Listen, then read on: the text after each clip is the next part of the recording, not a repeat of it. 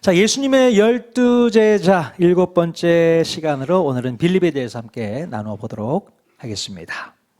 자, 일단 우리는 빌립이라는 이름을 통해서 그 집안의 분위기를 알 수 있게 됩니다. 아니, 이름 하나로 무슨 집안 분위기까지 알 수 있나 할 텐데요. 자, 그때 당시 빌립이라는 이름은 전통적인 유대인 집안에서는 잘 쓰는 이름이 아닙니다. 네. 자, 왜냐하면 그때 당시 빌립이라는 이름을 가진 유명한 사람이 있었거든요. 그 대단했던 헬라 제국의 알렉산더 대왕의 아버지 이름이 빌립이었어요. 그래서 빌립하면 모르는 사람이 없을 정도로 유명한 그런 사람이었어요. 자, 그런데 이 전통적이고 보수적인 유대인들, 이 유대인들은요, 절대로 그런 이름을 자기 자녀들의 이름으로 가져다 쓰지 않았다는 겁니다. 그러니까 이방 나라 족속의 왕 이름이잖아요. 그러니까 그런 이름을 내 아들, 내 자녀의 이름에 가져다 쓸 수 없다는 것이죠. 그래서 이 부분을 볼 때 빌립이 자라난 이 가정적 배경은 전통적이고 보수적인 가정이라기보다는 상당히 마음이 열려있는 자유주의적인 성향을 띤 가문이었다라고 이해할 수 있게 되는 것입니다. 자, 아마도 헬라 문화의 영향을 짙게 받은 그런 가정적 배경이 있었을 것입니다. 그래서 예수님의 말씀을 받아들일 때에도 더 쉽게 받아들이고 마음의 문을 훨씬 더 열 수 있어서 예수님의 제자가 되지 않았나 싶어요. 자, 만약에 빌립이 전통적 유대주의 문화에 깊이 물들어 있었다면 예수님의 제자가 되기가 쉽지는 않았을지 모르겠어요. 자, 아시다시피 오늘날 전통적 유대인들 중에서도요, 예수님을 믿는 사람이 많지가 않습니다. 실질적으로 이스라엘 땅에 여러분이 가보시면 예수 믿는 사람이 별로 없어요. 정작 그 나라에 예수 믿는 사람이 별로 없습니다. 여전히 유대교에 빠져 있는, 구약에 머물러 있는 사람들이 대부분입니다. 그래서 오히려 이스라엘 땅에 가서 복음을 증거하고 예수 그리스도를 선포하는 그런 선교사님들이 많이 있게 되는 거거든요. 자, 간혹 우리들 중에도요, 쉽게 마음의 문을 열지 못하고 예수님을 믿지 못하는 분들을 보면 그들의 가정적인 배경도 한몫하고 있는 것을 볼 수 있게 됩니다. 자, 그 가정이 유교적 문화에 깊게 젖어 있거나 어떤 사고와 틀 안에 갇혀서 외부적인 요소들을 쉽게 받아들이지 못하고 뭔가 변화되는 것을 어려워하는 그런 가정에서 자라난 사람들은 예수 믿는 것이 참 조심스러운 거예요. 함부로 그런 종교를 받아들이기가 어려운 겁니다. 그래서 옛 속담에 돌다리도 두들겨보고 건너라, 그런 얘기가 있잖아요. 쉽게 믿지를 못하는 겁니다. 어떤 강력한 확신을 줄 수 있는 증거가 있어야만 그때서야 비로소 마음을 열게 되는 것 같아요. 그래서 여러분들 중에서도 예수님을 처음 믿을 때 마음의 문을 쉽게 여신 분도 있었을 것이고 정말로 어렵게 예수님을 믿은 분들도 있을지 모르겠습니다. 아무튼 어찌되었든지 간에 지금 이 자리에 와 있는 것이 은혜인 줄로 믿습니다. 교회 오기가요 쉽지 않아요. 오늘 두 분 또 오랜만에 또 처음으로 또 교회에 오셨는데 교회적인 배경이 혹시 있을지 모르겠지만 정말 어려운 발걸음 하셨습니다. 하나님께서 우리 두 분 너무나도 사랑하신다고 저는 믿습니다. 네. 자, 그런데요, 예수님을 믿을 때에 그런 가정적 배경보다도 더 많이 좌우하는 것은요, 그 사람의 성향이 어떠한가에 더 큰 무게중심이 있는 것 같습니다. 자, 그런 면에서 보았을 때에 오늘 제자 빌립은 예수님을 믿기가 쉬웠을까요? 어려웠을까요? 자, 가정적 배경을 봤을 때는 쉽게 예수님의 제자가 된 것 같은데 정말로 그런지 우리가 빌립에 대해서 한번 추적해 가면서 연구해 보도록 하겠습니다. 자, 일단 요한복음 1장의 기록에 보면 빌립은 베드로와 안드레와 같이 한 동네 벳세다 출신이었음을 알 수 있습니다.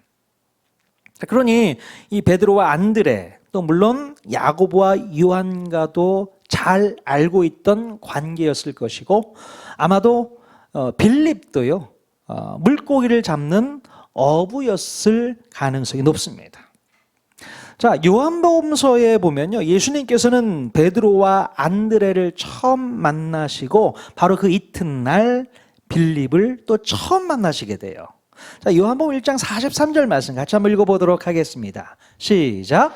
이튿날 예수께서 갈릴리로 나가려 하시다가 빌립을 만나 이르시되 나를 따르라 하시니.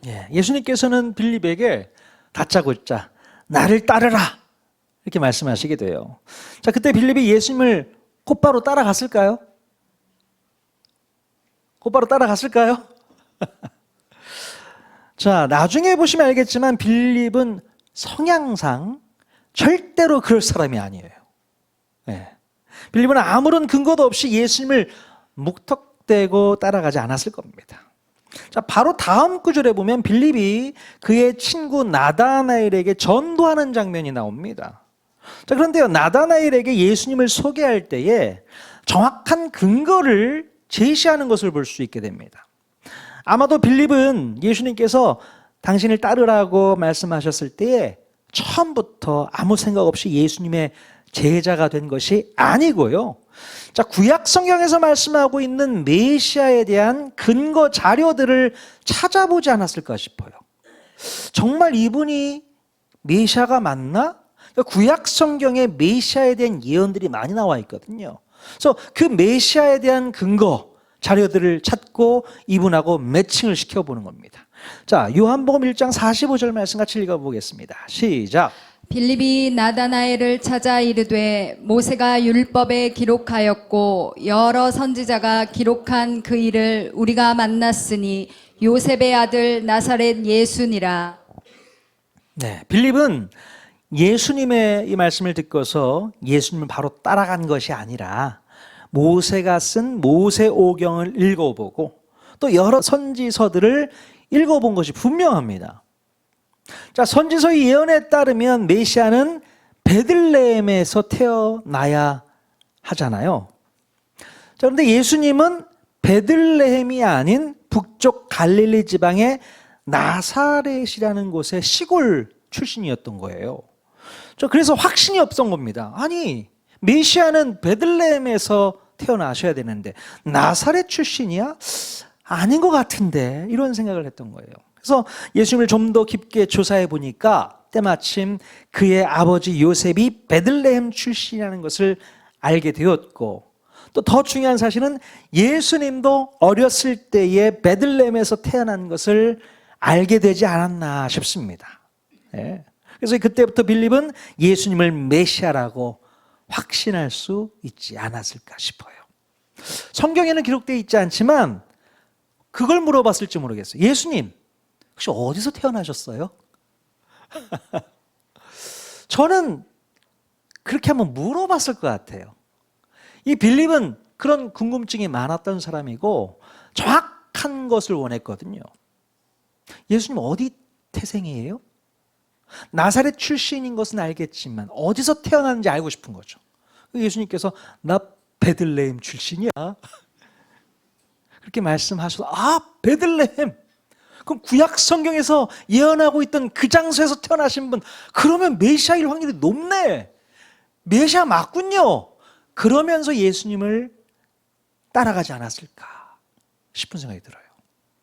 그랬을 것 같지 않습니까? 네. 자, 물론 그것뿐만 아니라 빌립은 예수님에 대한 여러 가지 근거들을 성경에서 찾아보고 그때서야 예수님을 따르기로 마음먹지 않았을까 싶습니다. 자, 그리고 나서 빌립의 가장 절친이었던 나다나엘에게 찾아가서 메시아를 만난 기쁜 소식을 전했던 것이 아닐까 싶습니다. 그래서 나다나엘도 결국에는 예수님의 제자가 되었을까요? 나다나엘도 예수님의 제자가 되었을까요? 다음 주에 살펴보도록 하겠습니다. 빌립의 친구 나다나엘, 그 사람도 예수님의 제자가 되었는가? 자, 여러분, 이렇게 빌립처럼 철저하게 따져보고 꼼꼼히 생각해보고 정확한 근거를 찾아봐야만 직성이 풀리는 성격. 자, 이런 성격을 여러분들은 어떻게 생각하십니까? 어떠세요? 확실한 근거나 증거가 없으면 절대로 믿지 않고 또 행동하지 않는 그런 성격 어떻습니까? 물론 저는 이런 확실한 성격, 철저한 성격이 꼭 필요하다고 저는 생각을 하지만 간혹 믿음을 갖는 부분에 있어서는 이런 성격과 성향이 거침돌이 될 수 있겠다라는 생각을 해보게 돼요. 자, 도대체 뭐 때문에 이런 성격이 믿음 생활을 하는데 장애가 되는 것일까? 자, 이런 성격의 빌립도 예수님의 제자가 처음 될 때는요, 그럭저럭 잘 넘어갔어요. 예수님의 제자까지 됐습니다. 자, 그런데 예수님의 제자가 된 뒤로 이런 성향 때문에 예수님의 훈련의 대상이 되기도 했습니다. 자, 오늘 읽은 본문 말씀을 보면요, 우리가 잘 알고 있는 오병이어 사건을 다루고 있습니다. 자, 그런데 이 이야기 가운데 예수님께서 빌립을 시험하신 내용이 있다는 사실입니다. 알고 계셨습니까? 이 오병이어 사건을 통해서 빌립을 시험하고 있었어요. 자, 요한복음 6장 5절에서 6절 말씀 같이 한번 읽어보겠습니다. 시작. 빌립에게 이르시되 우리가 어디서 떡을 사서 이 사람들을 먹이겠느냐 하시니 이렇게 말씀하심은 친히 어떻게 하실지를 아시고 빌립을 시험하고자 하심이라. 네, 예수님의 말씀을 듣기 위해서 광야 들판으로 모인 무리들의 숫자가 장정만 몇 명이요? 5천 명에 달했습니다. 그러니까 여자와 아이들까지 포함하면 적어도 1만 명 이상은 되었을 거예요. 자, 이런 상황에서 우리 예수님께서는 12명의 제자들 가운데 특별히 빌립을 시험하게 됩니다. 자, 예수님께서 빌립에게 뭐라고 질문하셨냐면 이 많은 사람들을 위해서 어디서 떡을 사서 먹이겠냐라고 질문을 하시는 거예요. 자, 바로 이 지역은 빌립이 살았던 벳세다 지역과 근접해 있었기 때문에 그 지역의 상황에 대해서는 누구보다도 빌립이 잘 알고 있었을 것입니다. 자, 하지만 예수님께서는 이 빌립의 성향을 너무나도 잘 알고 있었기 때문에 어떤 식의 태도를 가지고 예수님의 질문에 대답할지도 알고 계셨다는 거예요.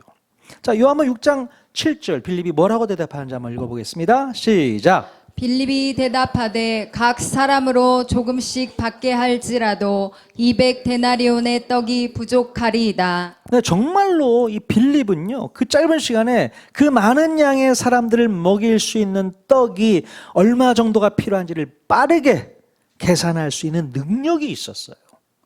여기 모이는 사람들을 조금씩이라도 먹이려면 최소 200데나리온 이상 필요하겠다는 거예요. 자, 한 데나리온의 가치가 남자 성인의 하루 일당 정도의 가치가 있다고 말씀드렸잖아요.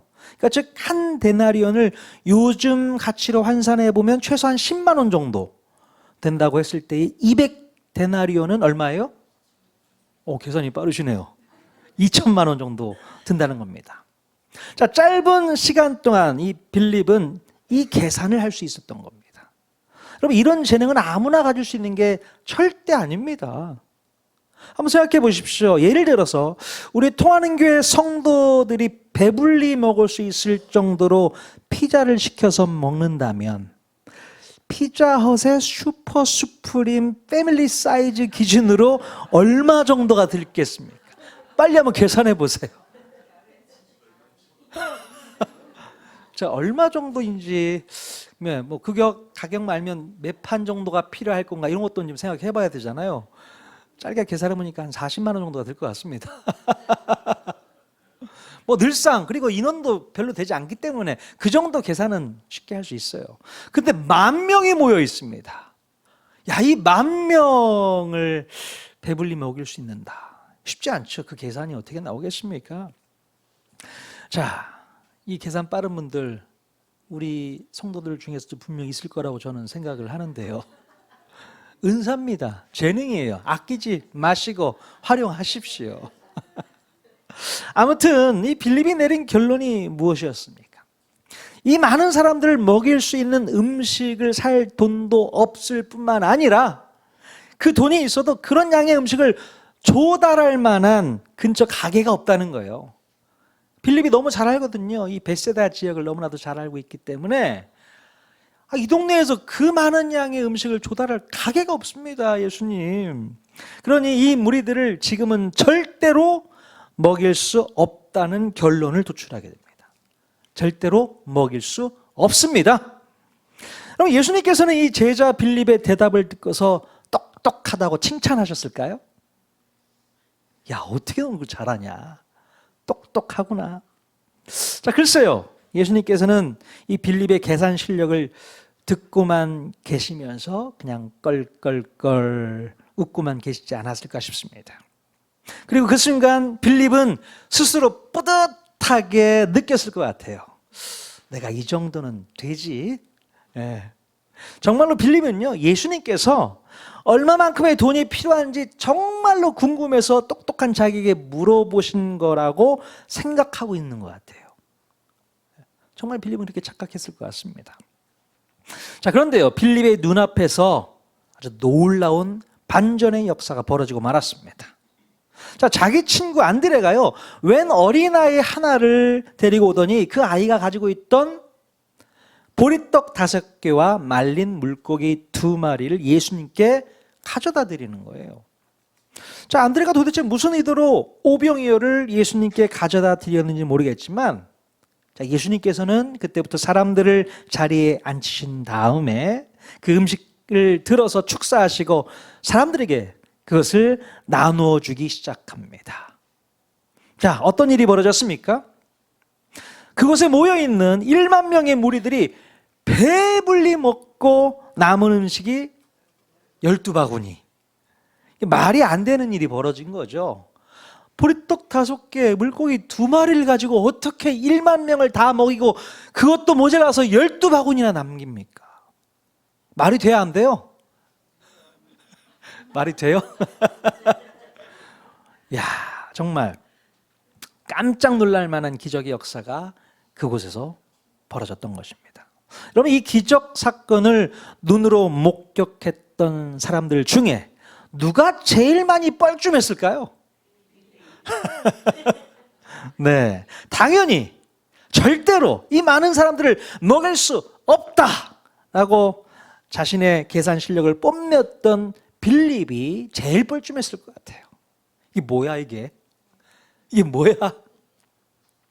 당연히 200데나리온의 떡을 가지고도 부족할 것이라고 계산을 했었는데요. 빌립의 계산 중에 놓치고 있는 부분이 있었다는 겁니다. 무엇을 계산하지 못했을까요, 빌립은? 그 똑똑한 빌립이 놓치고 있는 계산이 있었다는 거죠. 자, 그것은 바로 빌립이 예수님께서 이 상황 속에서 역사하시면 어떻게 달라질 것인가를 계산해 놓지 않았다는 겁니다. 그게 빌립의 실수였죠.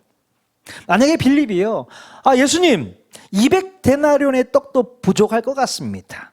하지만 예수님께서 역사하시면 충분히 먹일 수 있을 것 같습니다. 이렇게 얘기했으면 합격, 예수님이 시험에 통과했을 텐데 그 말을 못한 거예요. 자, 빌립이 이런 계산까지 할 수 있었어야 되는데 그게 아쉬웠던 거죠. 여러분, 우리는 이것을 계산이라고 부르지 않고 뭐라고 불러야 돼요? 믿음이라고 불러야 됩니다. 믿음입니다. 주님께서 역사하실 것을 믿는 믿음이 빌립에게 부족했던 거예요. 오히려 제자 안드레는 현실적으로 계산하는 능력은 확실히 떨어졌습니다. 하지만 예수님께 오병이어를 들고 나아간 것을 보면 어느 정도 믿음은 있었던 것 같아요. 자, 안드레는 어떻게 해서든 우리 예수님께서 그 문제를 해결해 주실 것을 믿지 않았을까 싶습니다. 보리떡 5개, 물고기 2마리를 어떻게 해보시겠지, 그런 마음으로 예수님께 가져다 드린 것 아닐까요? 그럼 사람들이 예수님을 잘 믿지 못하는 이유가 무엇일까요? 자, 사람들이 주일 아침에 교회에 나오기가 쉽지 않은 이유 무엇일까요? 자, 사람들은요, 머릿속으로 자기만의 계산법을 가지고 계산하고 있기 때문에 교회 오기가 쉽지 않습니다. 계산이 빠르거든요. 오늘같이 비 오는 날 차를 타고 간다. 차를 타고 갔을 때에 주차할 장소가 없을 수 있어. 그러면 한참 헤매고 돌아다녀야 돼. 그리고 비 맞고 그러고 교회를 가야 돼. 아우 귀찮다.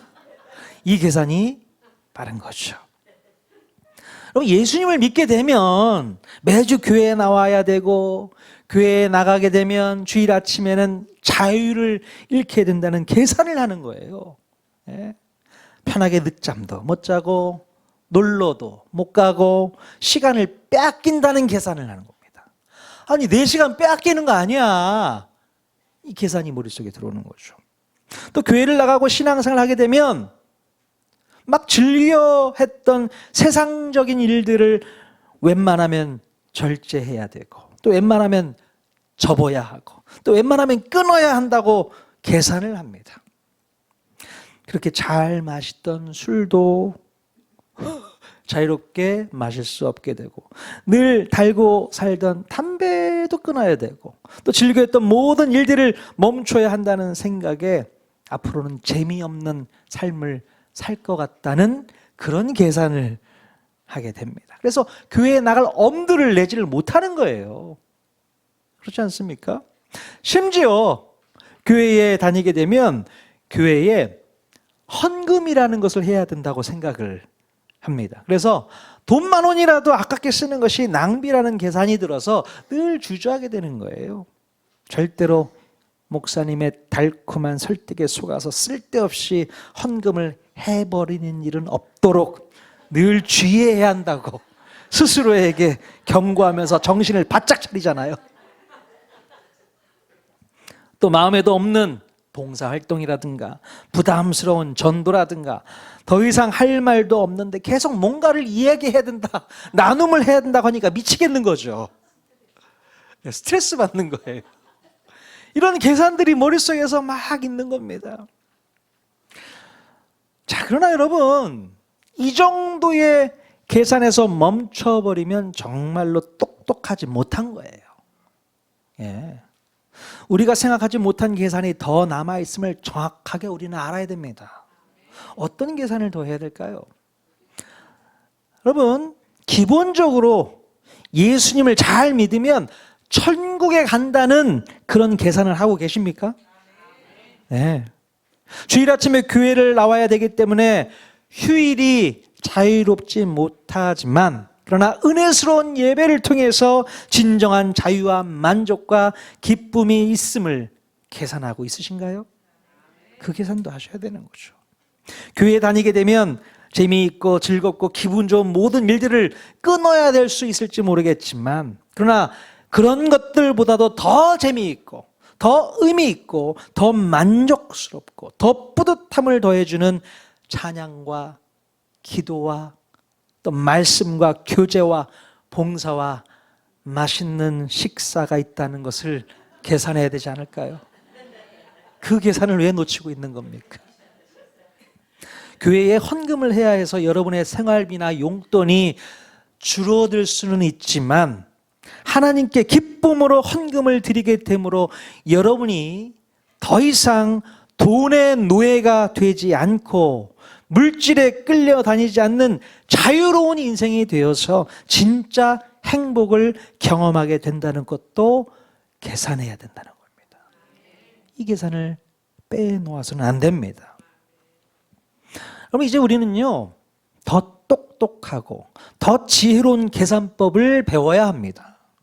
바로 하나님을 온전히 믿고 신뢰하는 것이 절대적으로 남는 장사라는 것을 분명히 깨달을 수 있기를 바랍니다. 어쩌면 교회를 다니고 신앙생활을 하면서 당장 우리 눈에 보이는 것은 낭비하는 것 같아 보여도 그 어떤 것보다도 수익률이 높은 성과를 내고 있음을 여러분 계산해낼 수 있기를 바랍니다.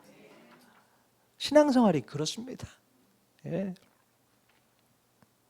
정말 저는 예수 믿고 구원받은 것이 정말 수지 맞은 장사라고 생각해요. 내가 예수님을 안 믿었으면 어떻게 했을까? 어떻게 살았을까? 그런 생각이 들어요. 저는 로또 복권 당첨된 것보다도 정말 수지 맞은 장사인 것을 믿을 수 있기를 바랍니다. 근데 여러분 얼굴 표정은 로또 복권이 더 낫지 뭘. 그 표정이 아닙니다. 로또 복권 당첨 안 돼도 신앙생활을 시작하면서 예수님을 만나고 천국 소망을 갖게 된 것, 이것이 더 기쁜 소식인 것을 여러분 기억할 수 있기를 바라요. 네. 자, 이렇게 예수님께서는요, 빌립의 이런 성향을 믿음으로 고쳐 주시려고 했던 것입니다. 네. 우리가 계산을 앞세우다가 보면 믿음이 실종될 때가 많습니다. 네. 하지만 우리들은 하나님의 자녀들이기 때문에 믿음으로 살아가는 방법을 알아야 돼요. 믿음으로 살다가 보면 오히려 계산하는 법을 잊어버리게 됩니다. 계산하는 법을 잊는 것이 우리에게는 복이라는 것을 깨달을 수 있기를 바랍니다. 여러분 누구보다도 다 똑똑들 하시잖아요. 계산이 빠르시잖아요. 이거 내가 하면 손해다. 이건 내가 하면 이익이 되겠는 걸, 이 계산 속에 우리가 신앙생활도 하고 있다면 정말 똑똑한 계산을 하셔야 된다는 것이죠. 진짜 이득이 이거구나. 그럼요. 여러분 수없이 많은 보험을 들어놓고 있을 거 아니에요. 집에서 암보험도 들어놓고 무슨 실비보험도 들어놓고 상해보험도 들어놓고. 왜 그렇습니까? 똑똑하기 때문에 들어오는 거 아니에요. 나중에 혹시 무슨 일 당하면 더 이익이 되니까, 똑똑하니까 보험 들어오는 거 아닙니까? 근데 영혼의 보험은 왜 안 들어오는 거예요? 내가 죽으면 끝이라고 생각하니까 문제가 있는 거죠. 아니에요. 내가 죽으면 끝이 절대로 아닙니다. 그 이후에 천국이 기다리고 있다는 거죠. 우리는 언제 갑자기 죽음을 맞이할 줄 몰라요. 지난주에 정말 안타까운 일들이 되게 많았어요. 사건, 사고가 많았습니다. 골프장에 가서 골프를 치는데 골프를 치다가 잘못 공이 날아가서 옆에 있는 친구분 머리에 맞은 거예요. 그래서 돌아가셨습니다. 놀러 갔다가 왼편을 당한 거예요. 모르는 겁니다. 우리 인생은 갑자기 사고가 나서 그럴 수도 있고, 또 스스로 목숨을 끊는 경우도 있고, 또 병이 들어서 죽을 수도 있고, 그 죽음 이후의 삶을 계산해 보는 것, 이게 정말 똑똑한 계산 아닐까 싶습니다. 여러분, 우리는 그 계산을 뭐라고 한다고요? 믿음이라고 바꿔서 표현할 수 있기를 바랍니다. 오늘 목장 모임 시간에 나눠야 될 내용들이 주부에 있습니다. 나는 신앙생활하면서 어떤 계산들을 하고 사는가? 예, 그 계산을 여러분 믿음으로 한번 바꿔 보실 수 있기를 권면합니다. 도전해 보십시오. 자, 이렇게 철저하게 계산하기 좋아했던 빌립은요, 나중에 성령을 체험하고서 어떤 인생을 살게 되었을까요? 이 교회 전승에 의하면 지금의 튀르키예 지방으로 건너가서 복음을 전하다가 자신의 목숨을 아낌없이 내버리는 순교를 했다고 합니다. 빌립은요, 진짜로 남는 장사가 뭔지를 깨닫고 수지 맞는 일에 자신의 인생을 올인했던 겁니다. 야, 이게 남는 거지. 계산이 빠른 그 빌립이 그런 일을 했다고요. 예, 정말. 자, 여러분 똑똑하게 신앙생활 하실 수 있기를 바랍니다. 똑똑하게 신앙생활 하는 사람이 복 받은 거예요. 자, 그래서 믿음으로 도전하시고 하나님 앞에 나아가실 수 있는 저와 여러분 모두가 다 될 수 있기를 주님의 이름으로 간절히 축원드립니다. 머릿속에 계산하지 마십시오. 계산하려면 제대로 하십시오. 하다가 마시면 안 돼요. 이 계산으로 여러분 신앙생활 못하는 경우도 있습니다. 야, 교회 나갔더니 이렇고 저렇고 이렇고, 야, 못 나가겠다. 계산이 거기서 멈추시면 안 됩니다. 아니, 그 이후에 있을 놀라운 믿음의 계산 한번 해보시고, 그래 맞아, 내가 끝까지 죽는 날까지 예수님 잘 믿어야겠다, 그래서 저 천국 가야겠다, 그 계산으로 승리하시는 저와 여러분 모두가 다 될 수 있기를 주님의 이름으로 간절히 축원드립니다. 아멘.